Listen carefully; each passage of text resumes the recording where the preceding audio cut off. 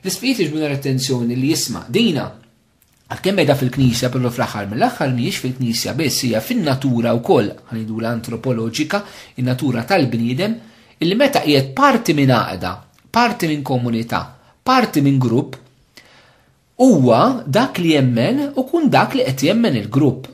Per eżempju, kellna l-eżempju ta' grupp tal-ambjentalisti, ġifieri dawk li ma favur l-ambjent. Inti ma tistax tkun membru ta' grupp ambjentalista favur l-ambjent, u mbagħad inti stess temmen li għandna nkissru l-ambjent. Ġifieri tmur kontra l-istess valuri ta' dak il-grupp, semmaj tibqax parti minn dak il-grupp.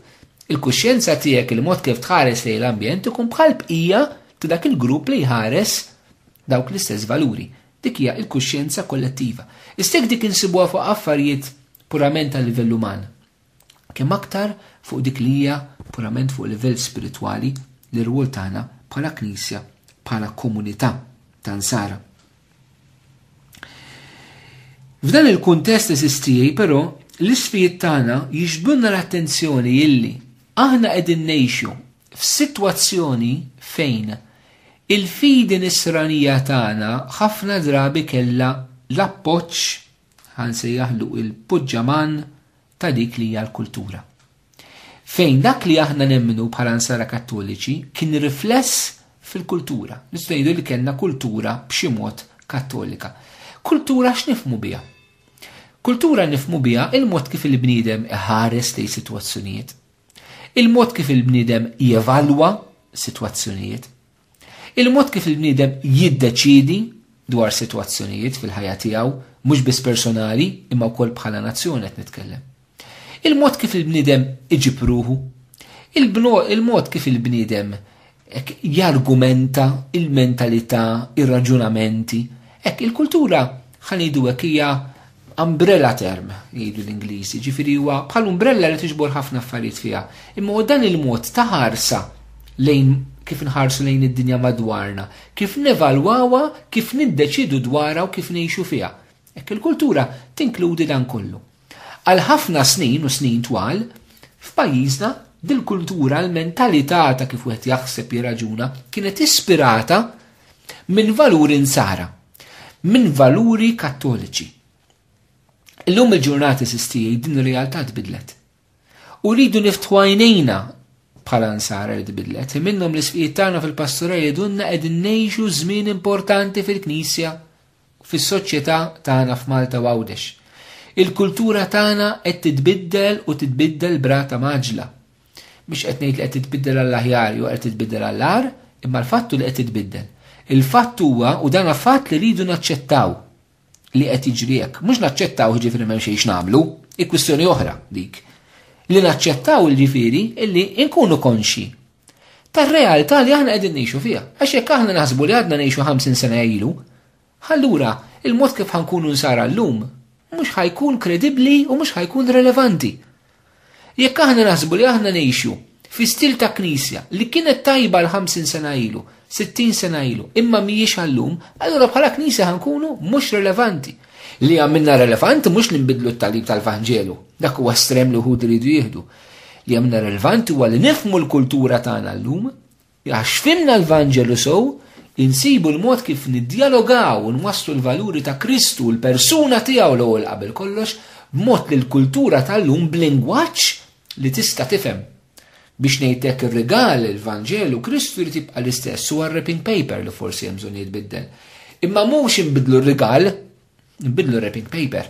Għax ħafna drabi jista' jiġrilna li aħna flok inbidlu wrapping paper, inbidlu r-rigal. Ir-rigal huwa l-istess. Il-pjan huwa wieħed li narfu li nħobbu naqdu l-Kristu, daku il-qalba ta' nisranija. Però din kif nipproponuha u kif nesprimuha, ċertament ivarja skont isminijiet. Però rridu nifhmu eżistijaj il-kultura li aħna qegħdin ngħixu fiha. Però iktar ħaġa li sfijiet għamlu enfasi fuqha u rridu niftu għajnejna xi għall-kelma tar-rajja tagħna li ma nistgħux inħallu għaddejja, li rridu nifhmu illi m'għandniex aktar il-poġġaman tal-kultura. Ġifieri li tkun nisrani llum, nisrani kattoliku, mhux għax ħadd ieħor nisrani. Li tkun nisrani mhux għax għandek il-liġi ċivili, il-liġi politika qed tibbekkja it-twem min nisrani, le. Li tkun nisrani mhux għax il-maġġoranza huma nsara, le. Li tkun nisrani mhux għax il-mod kif jiraġunaw in-nies huwa b'mod nisrani, b'mod evanġeliku, le. Li tkun nisrani hija għażla. Hija għażla, deċiżjoni libera li inti tieħu. Mhux biex tħaddan xi ideal, xi ideoloġija kristjana kattolika. Biex twieġeb għal sejħa li Ġesu jagħmel lil kull wieħed waħda minna. Kif l-isfijiet f'mument minnhom isemmunna meta jekwotaw il-Ġesu f'Luqa kapitlu 9 vers 59 imxi warajja. Hija sejħa ta' dixxipulat li aħna msejħin biex nagħmlu. Sejħa lil mulej Ġesu qiegħed jagħmlilna llum il-ġurnata li aħna msejħin biex inwiġbu għaliha fit-tielet millenju fil-Knisja f'Malta. Però dan l-għażla eżistijaj l-isfijiet jgħidulna li hemm ħanidu hekk 3 kategoriji ta' persuni illi jagħmlu 3 għażliet differenti fis-sitwazzjoni li aħna qegħdin fiha. Qed jgħidulna hemm uħud illi jagħmlu deċiżjoni radikali illi huma ma jaċċettawx it-tagħlim ta' Kristu, ma jaċċettawx il-persuna tiegħu il-Vanġelu u għaldaqstant għażlu b'mod deċisiv illi jew ma jkunux parti mill-komunità nisranija jew jekk kienu jitilqu mill-komunità nisranija. Ċertament il-Knisja ma tfittix li timponi eżistijaj. Il-Knisja m'għandix imposta, ma l-Knisja għandha proposta fuq in-nies. Dana ma ngħidux biex inkunu għednieħ. Orrajt, hemm min iddeċida li ma jkunx nisrani u li ma jibqax nisrani.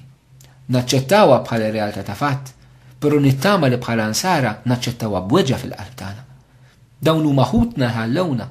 Mhux nirraġunaw kulħadd kif jaħsibgħu, kulħadd kif jidurlu, għalina l-insara qed ngħid mhux għal min ma jemminx. U nserħu moħħna nirrispettaw id-deċiżjoni ta' kulħadd. Mhix kwistjoni li tirrispetta d-deċiżjoni ta' kulħadd. Nirrispettawha għax hekk għandu jkun, però nirrispettawha b'weġġa. Jien bħala nisrani nweġġa illi membri tal-komunità nisranija telqu l-Knisja, telqu l-Kristu. Għaliex jekk aħna maħniex nħossuha fina allura dan nagħmlu mistoqsija mhux dwar min telaq mill-Knisja, imma rridu nistaqsu dwar min għadu fil-Knisja. X'inhi l-imġiba tagħna? X'inhi r-relazzjoni tagħna ma' dawn ħutna? Kif aħna nħarsu lehom? Jekk għandniex l-imħabba ta' Kristu għalihom, jekk verament nisimgħux il-kliem ta' Ġesu li jidulna mmorru fitxu l-naċ il-mitlufa ta' Iżrael. Jiġifieri qabel ma tfittxu l-pagani dawk li qatt ma semgħu bija, l-ewwel morru fitxu lil dawk li l-ewwel semgħu bija, imma issa telquni il dawk morru fitxu. Ġesu l-apposti dak l-ewwel kmand li tom San Mattew. Morru fitxu l-naċ il-mitlufa ta' dar Iżrael, imbagħad fl-aħħar jidilhom morru fil-ġnus kollha. Aħna rridu nibdew minn ta' ġewwa dawk li kienu magħna u li m'għadhomx. Irridu konna qalb tħabbat li mhix tagħna, imma hija qalb ta' Ġesu li tħabbat għalihom.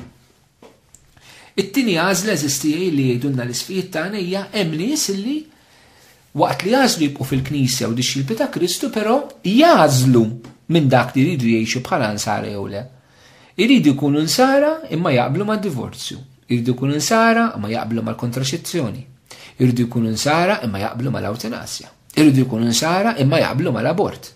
Iridu jkunu nsara imma ma jridux imorru l-quddis. Iridu jkunu nsara u ma jarawx il-valur li nitolbu fl-imkien li nitlob għar-rassi tajjeb. Iridu jkunu nsara imma ma jemnux fis-sakrament tal-qrar. Immur inqer quddiem kurċifiss, nitlob il-mulej maħfra waħdi u jaħfirli. Iridu jkunu nsara imma imqasqsin.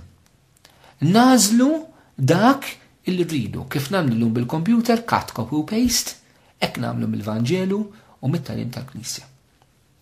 Il-Knisja l-isfijiet tagħna eżistijaj qegħdin jagħmlu sfida anke li dawn ħutna sabiex jirrealizzaw is-sitwazzjoni tagħha fejn hija. Jifmu l-isfijiet tagħna li xi drabi ġif konflitt serju bejn il-fidi u l-kultura tal-lum. Bejn il-fidi li jiena nemmen bħala Knisja, bħala Kattoliku, bħala Nisrani, imma mbagħad kif ħanġib ruħi quddiem sħabi fuq ix-xogħol fil-familja, fir-rikreazzjoni, fid-divertiment, fis-safar, ili daw ma jemnux, m'għamlux l-għażla li għamiltin. Din ħaġib tensjoni ċertament. Ma rridux nibżaw nkunu nsara f'tensjoni llum il-ġurnata. Ma nibżawx nerfgħu is-salib, ma nibżawx nkunu martri ġodda eżistijaj.